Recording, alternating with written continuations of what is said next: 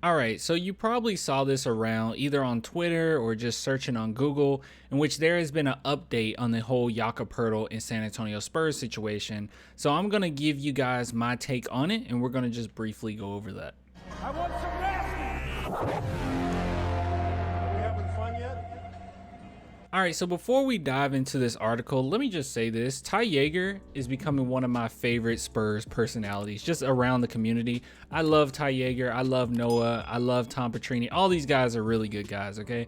But yeah, Ty Yeager, great job. Always reporting the facts. I absolutely love it. Don't always agree with his takes, but hey, Ty Yeager is on it. But this is what I came across on Twitter, and it was an article, or the Athletic article, on different free agents or different trade pieces, if you will, during these next couple weeks leading up to the trade deadline. Now, before we talk about this, if you guys want to support the channel, clanthemerchfan.com, link in the description. I really do appreciate all the love that you guys have shown. But yeah, so if there's anything that you like, please feel free to grab it. As it stands right now, I have quite a few that I'm shipping out like in the next few days, because hey, got quite a few orders, but I got on them pretty fast. So if anybody, if you're looking to get anything, just expect yours to be shipped out on the next batch. But anyways, that's besides the point. All right, so Ty Yeager, big shout out to you. But let's go to the article. Actually, go to the article. So this is what the article has to say. So you can see here that it says NBA trade deadline big board, Miles Turner, John Collins, top our list of targets. So how credible is this? I'm gonna be real and like brutally honest. I don't know how credible this is as far as making it into a report that, oh, the San Antonio Spurs are willing to like keep Jakob or whatnot, or try to re-sign Jakob. I don't know if there's a lot of truth to that, because we see here, just starting off with the NBA trade deadline around the corner, the Athletics, Sam, Seth, and Danny put their heads together to identify the players who might move at the February 9th deadline, who could most impact the remainder of this season, as well as position teams for the future. The order list below is based on the combination of factors: the player's impact should he be traded, our evaluation of the likelihood of a trade occurring, the asset value of the player or on his current contract, and the level of compensation likely demanded by the player's current team as part of the swap. Yeah, I don't know. John Collins is pretty doggone high, but that's fine. So you move down, you see Jakob at 6, but what I was really looking for was just this, rumor that's going around that the Spurs are willing to keep him. Well, this is it right here. This is actually from Danny, and you can see here that he was in charge of the salary cap. Okay, apparently, I don't know. But if you scroll down here, you can see Jakob. There appears to be less urgency for the San Antonio Spurs to trade 27-year-old Austrian center because both sides appear open to a new contract this summer. Based on current reporting, that has led to a high asking price for multiple first-round picks. Though the Spurs could easily reduce that over the next few weeks, the bigger question is where Poeltl fits in the center hierarchy, as he has been consistently strong rim protector before this season, but has been below that standard this season. If he gets back to his defensive foundation and maintains the offensive growth we have seen, Poeltl will be valuable center either in San Antonio or elsewhere. And this is from Danny. Now, this right here, I'm not one to just say, oh, this person said it and you didn't necessarily link anything, so I'm just not going to believe. Not necessarily. Even if I click here, it just goes to,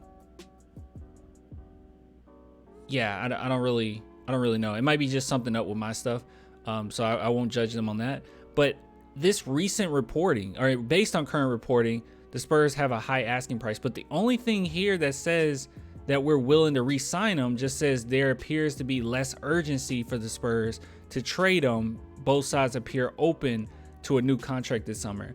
I don't know how much. I don't know where this came from. And that's the bigger problem I have here. I just don't know where this sentiment came from. So I'm going to take this with a huge grain of salt. The only thing here is just some keywords. There appears, there's not anything in here that says I've heard or rumor has it or anything. It just says there appears to be less urgency for the Spurs to trade. I don't know. I mean, first and foremost, the San Antonio Spurs have a really high asking price for Jakob Poeltl. I wouldn't necessarily say that appears less urgent. It's just them trying to get the best they possibly can. And also, could you say that for like every player? Because there hasn't been any like big trades thus far. I mean, would you say that the Hawks are less urgent to trade John Collins because nothing has happened yet? I mean, the Spurs have gotten calls. The Spurs have, picked up the phone. They've been talking to people. I don't know. Now, as far as if the Spurs kept him, how would I feel about it? I won't be upset. It's one of those things where if we kept Jakob, I will still be even kill. Like, I think that that's totally fine to keep him. If they re-sign him or whatnot, we have the cap space. I think we'll still have the cap space. It's going to be some time before we have to give out any like big contracts or anything like that. We're still in the growing. And if Jakob wanted to stay, that's totally fine. I mean, if I want to look at it in a more positive, you just take the other spectrum, right? Because I've always saw it as, thus far, I've always seen it as, let's go ahead and trade him and let's get prepared for the future. He's an archetype that we need, but in the future, we can get that again, right? And on top of it, let him go somewhere and win a championship, right? That's how I've always viewed it.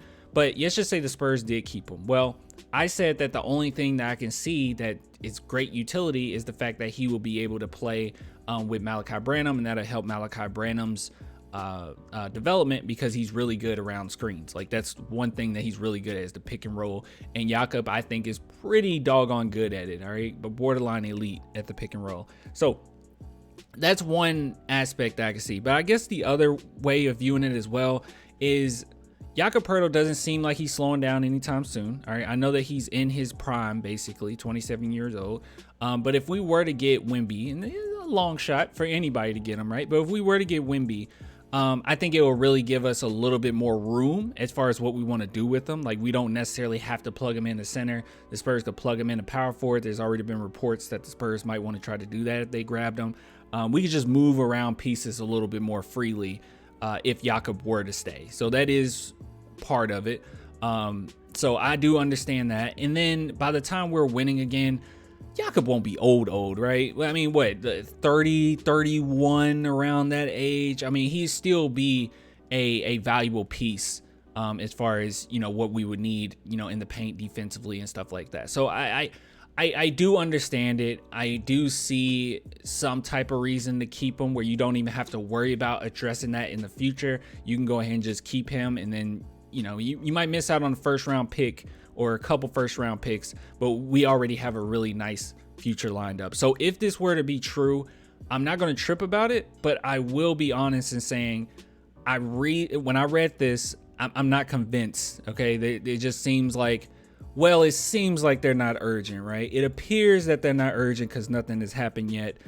So maybe it appears they're open to a new contract this summer. I'm not buying that. All right. I would have to let the deadline go by for me to say, okay, it appears that the Spurs are willing to go, because I don't think the Spurs would just let him go. I think that would truly be an agreement between the Spurs and Poeltl. But maybe he heard something. I don't know. I won't just take rumors and say this person's trash. He don't know what he's talking about. I'm just not bought by this. Usually an article, when you say something that's such a strong statement, there's a little bit more to like back it up, or there's a little stronger language. But when you use it just appears, and I don't know. I don't really. I'm not jumping on that bandwagon. But just wanted to talk to you guys about this. I didn't know if you saw this article. Once again, shout out to Ty Yeager for posting this. That's how I initially saw it. But yeah. So anyways, I'll give it to you guys later. Want to support the channel? ClanTheMerchFan.com. Thank you guys so much. Until next time. Bye.